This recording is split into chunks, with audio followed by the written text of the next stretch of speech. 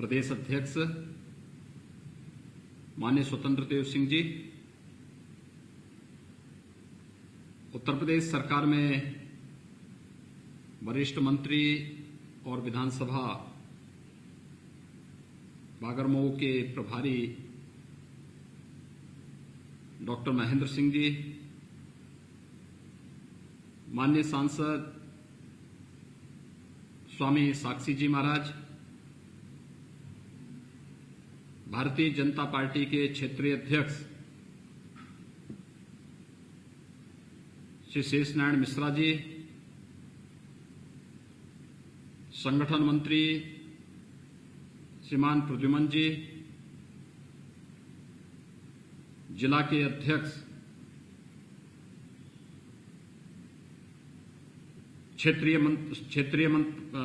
प्रदेश के मंत्री श्री शंकरलाल लोधी जी, क्षेत्र के प्रभारी पदाधिकारी श्री राजीव मिश्रा जी, श्रीकांत जी, जिलाध्यक्ष श्री राजकिशोर रावत जी, हमारे सभी लोकप्रिय विधायकगण श्री पंकज गुप्ता जी, अनिल सिंह जी, ब्रजेश रावत जी, बम्बालाल दिवाकर जी, विधान परिषद के सदस्य श्री अरुण पाठक जी, जिला पंचायत के अध्यक्ष श्रीमती संगीता सेंगर जी, आज के इस कार्यक्रम में उपस्थित सभी मंडलों के अध्यक्षगण, सेक्टर के प्रभारीगण, बूथ के अध्यक्षगण और उपस्थित सभी बूथ, सेक्टर, मंडल और विधानसभा से जुड़े हुए कार्यकर्ता भाइयों बहनों,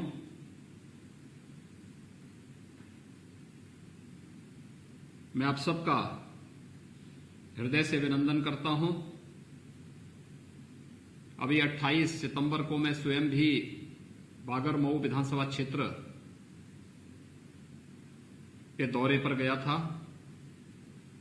और तब भी आप सबके साथ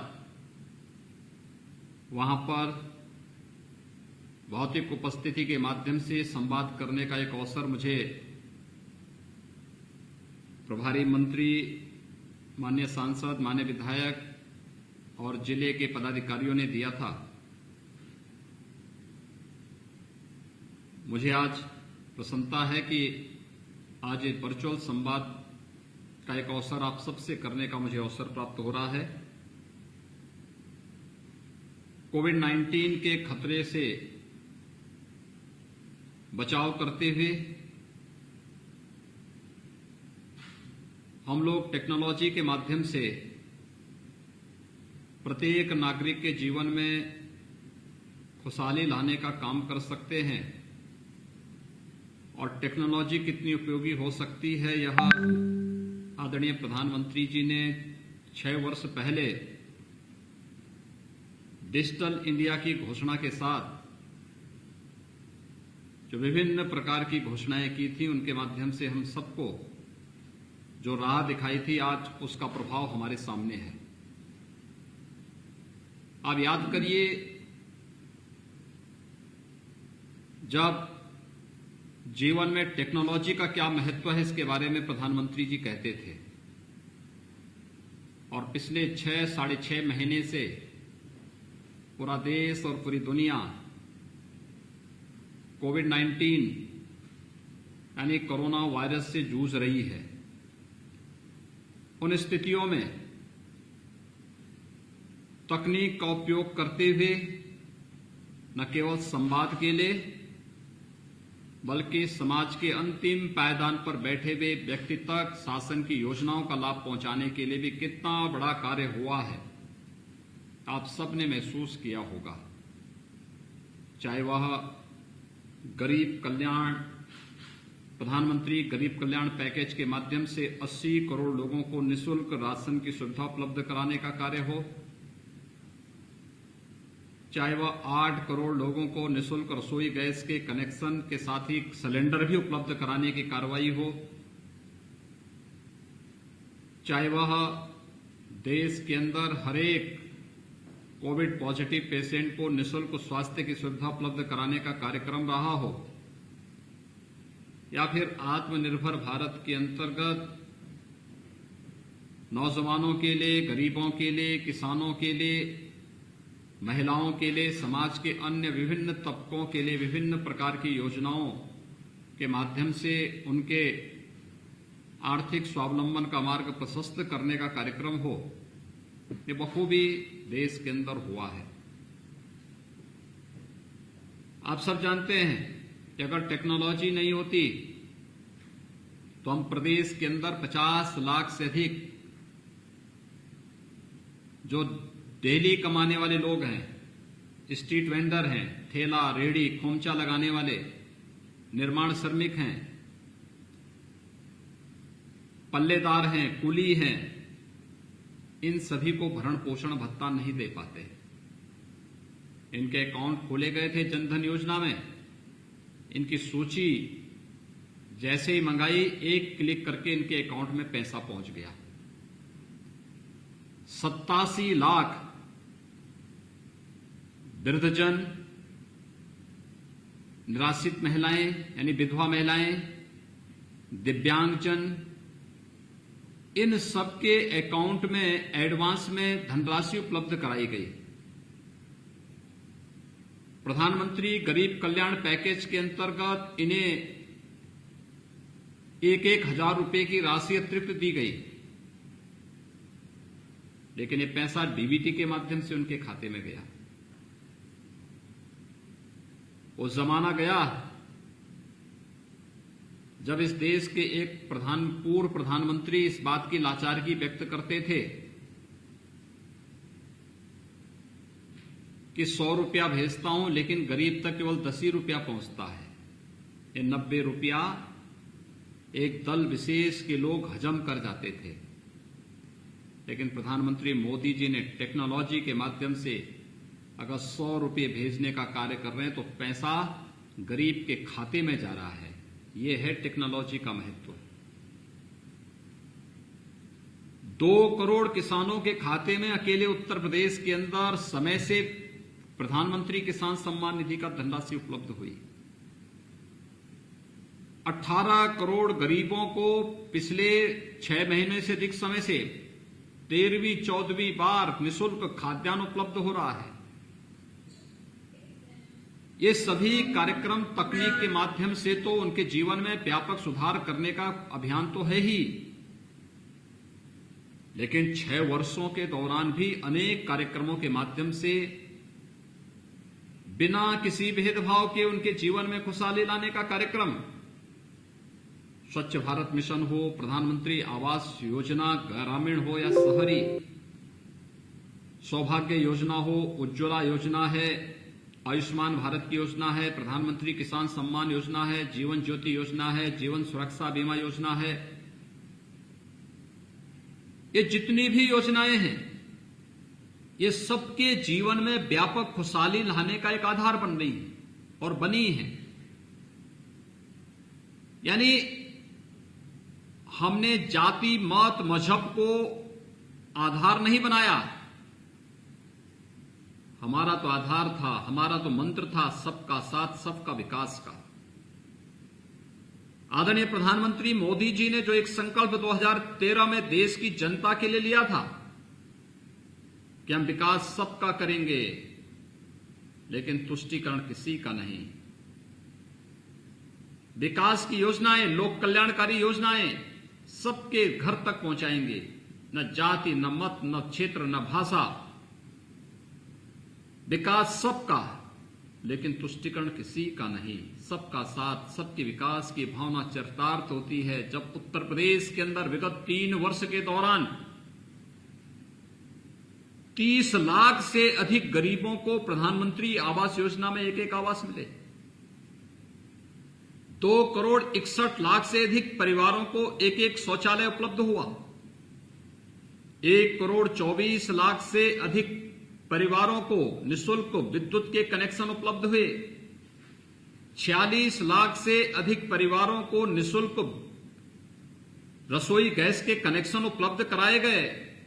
87 लाख वृद्धजनों को निराश्रित महिलाओं को, दिव्यांगजनों को पेंशन की सुविधा उपलब्ध कराने का कार्य हुआ और 18 करोड़ लोगों को नेशनल पोर्टेबिलिटी के अंतर्गत राशन की निःशुल्क सुविधा उपलब्ध कराने की बृहत कार्य योजना को आगे बढ़ाया गया। देश के अंदर 50 करोड़ गरीब आयुष्मान भारत के अंदर 5 लाख रुपए हर वर्ष निःशुल्क स्वास्थ्य सुविधा का लाभ ले सकते हैं। ये केवल घोषणाएं नहीं थी, ये केवल वायदे नहीं थे। वायदे होते रहे देश के अंदर।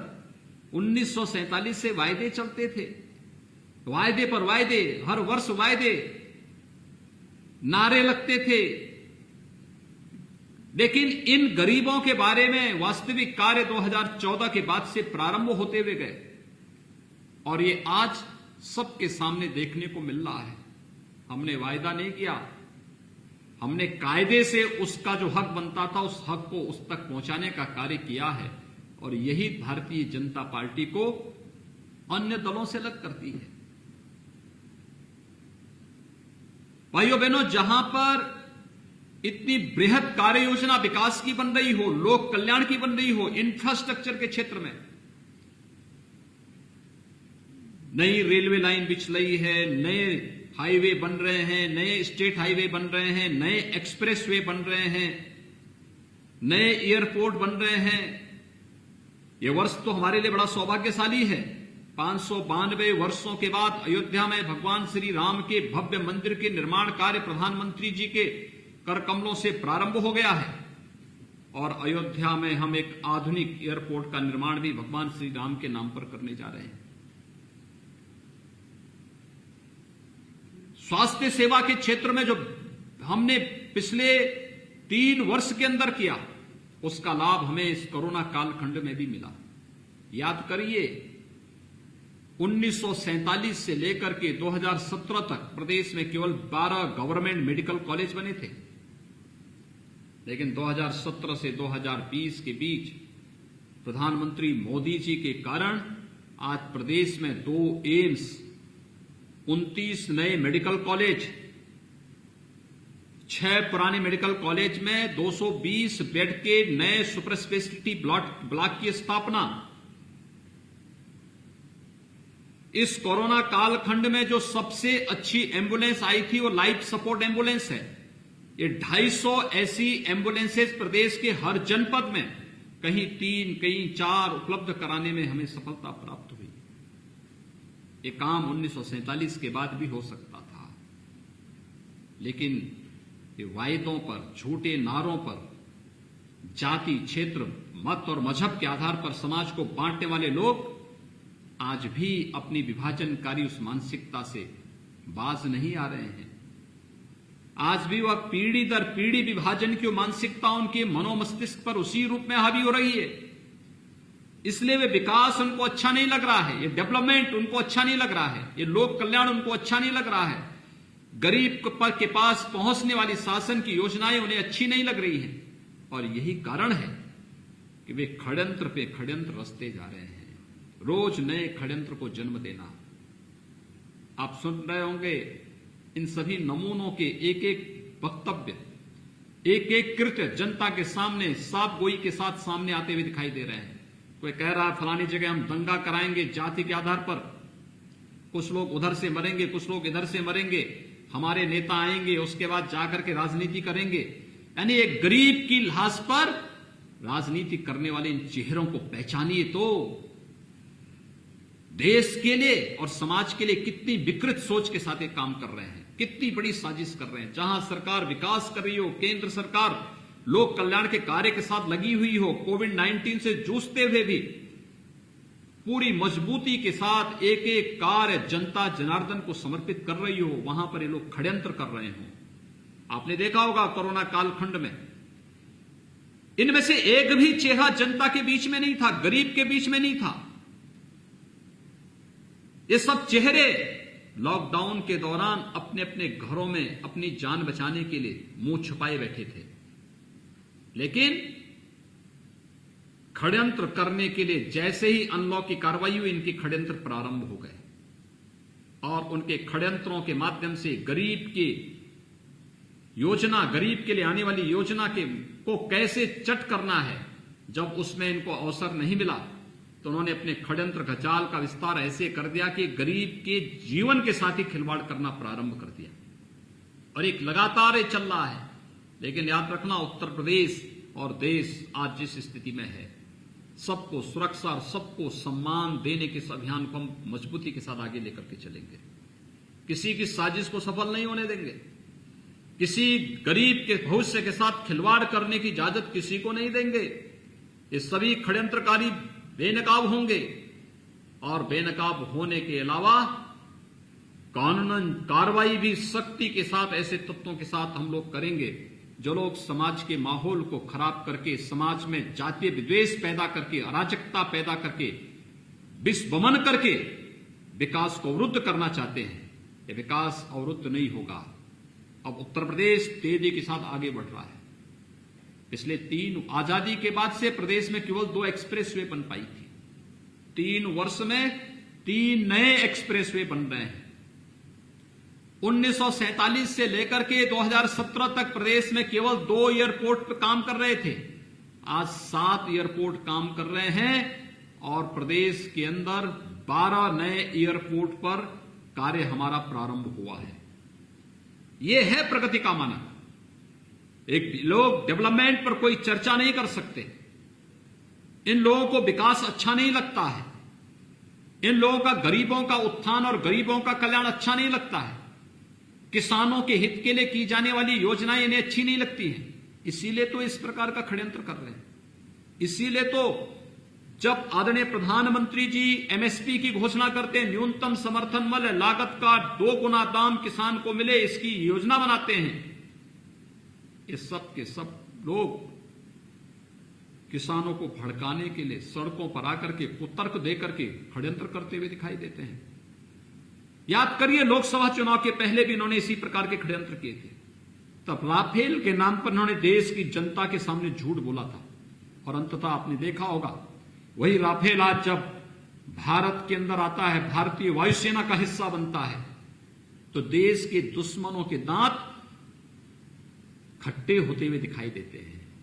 यानी भारत एक समृद्ध भारत बने, भारत एक सुरक्षित भारत बने, यही तो इनको अच्छा नहीं लग रहा है। और यही कारण है कि लोग देश के खिलाफ षड्यंत्र करने में, गरीब के साथ षड्यंत्र करने में, किसान के साथ षड्यंत्र करने में कोई गुरेज नहीं कर रहे हैं। हमने बार बार कहा है कि कृषि संबंधी जो विधेयक अभी संसद में पास हुए हैं, ये सभी विधेयक किसानों की पूरी सुरक्षा करने की गारंटी देते हैं। 1 नेशन 1 मार्केट की तर्ज पर किसान को अपनी उपज देश के अंदर कहीं भी बेचने की पूरी स्वतंत्रता देते हैं। किसान को न्यूनतम समर्थन मूल्य की घोषणा की गारंटी देते हैं। लेकिन गलतफहमी पैदा करके ये लोग किस प्रकार का आडंबर करते हैं, किस प्रकार का पाखंड करते हैं, ये आपने विगत कुछ दिनों में इनके द्वारा किए जाने वाले, इनके द्वारा प्रायोजित होने वाले विभिन्न कार्यक्रमों के माध्यम से देखा होगा। हम सबको इसके प्रति सचेत रह करके कार्य करना होगा। और इसीलिए आज बागर मऊ के कार्यकर्ताओं के साथ संवाद बनाते हुए मुझे बहुत आनंद की अनुभूति हो रही है। उन्नाव जनपद का अपना इतिहास है, पौराणिक इतिहास है। मां गंगा का सानिध्य जनपद को प्राप्त हुआ है। यह अपने आप में गौरवशाली स्थिति है। और गंगा की अविरलता और निर्मलता को आजादी के बाद आदरणीय प्रधानमंत्री जी ने नमामि गंगे के माध्यम से देश और दुनिया के सामने तो किस रूप में प्रस्तुत किया है। 2019 में प्रयागराज कुंभ की सफलता ने उसको सबके सामने प्रस्तुत किया। देश की स्वाधीनता की लड़ाई में जनपद उन्नाव का अपना योगदान रहा। महान क्रांतिकारी चंद्रशेखर आजाद की भूमि होने के नाते साहित्य के क्षेत्र में अनेक लब्ध प्रतिष्ठित साहित्यकार इस धरती ने दिए। पंडित सूर्यकांत त्रिपाठी निराला जी की भूमि है।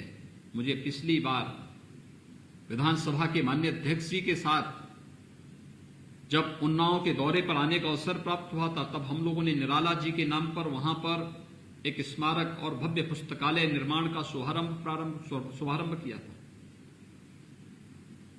अनेक साहित्यकारों का, अनेक क्रांतिकारियों की धरती है, तो वही स्थिति हमारे लिए बागरमऊ विधानसभा से भी जुड़ा हुआ है। बागरमऊ विधानसभा में पिछले दिनों आया था, जब हमने संविधान सभा के माननीय सदस्य रहे, लोकसभा के पहले सांसद, महान स्वतंत्रता संग्राम सेनानी पंडित विशंबरनाथ त्रिपाठी जी के नाम पर उनको स्मरण किया था। उन्होंने इसी विधानसभा क्षेत्र में जन्म लिया। महान स्वतंत्रता संग्राम सेनानी जिन्होंने वहां के पौराणिक शिव मंदिर का निर्माण किया, ठाकुर जसा सिंह जी इसी विधानसभा क्षेत्र से जुड़े हुए। महान स्वतंत्रता संग्राम सेनानी जिन्होंने अंग्रेजों को चुनौती दी थी और भारत की आन बान शान के प्रतीक तिरंगा को लहराने का कार्य किया था, गुलाब सिंह लोधी जी, इनका जन्म भी इसी क्षेत्र में हुआ। और साथ ही साथ एक महान परंपरा को आगे बढ़ाने वाली धरती आज इस बागरमऊ विधानसभा क्षेत्र के साथ फिर से मुझे जुड़ने का अवसर प्राप्त हुआ है। भाइयों बहनों, हम उपचुनाव में गए हैं। ये विधानसभा का सामान्य निर्वाचन नहीं, उपचुनाव है। और उपचुनाव, इसका कोविड कालखंड में उपचुनाव होगा। ये प्रदेश का पहला चुनाव होगा कोरोना के बाद। अभी कोरोना समाप्त नहीं हुआ। हां,